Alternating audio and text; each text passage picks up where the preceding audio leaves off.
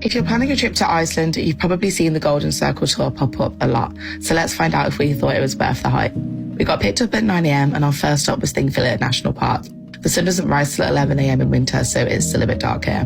Thingvellir is a site of major events in Iceland's history, and it's the only place in the world where you can walk through two tectonic plates.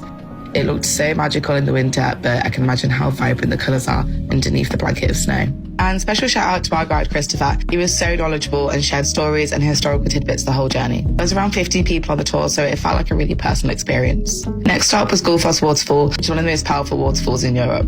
It was stunning, and the history and folklore are really cool too.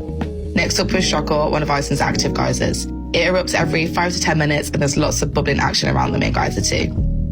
By this point, we were so hungry, so luckily the next stop was Lagoon and Fridheimer, which is a tomato farm and restaurant. It was surprisingly interesting to learn about how the greenhouse runs, but most importantly, there's fresh bread, refillable tomato soup, and I also got ravioli and a Bloody Mary, which were so good.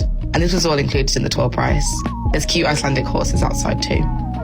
The Secret Lagoon was our last stop, and this is actually the oldest swimming pool in Iceland, built in 1891. It was super relaxing and the perfect end to the tour. Plus a beer was around €5, which is unheard of in Iceland. With everything considered, we absolutely think the Golden Circle tour is worth it. We went with Holiday Tours and we loved the experience.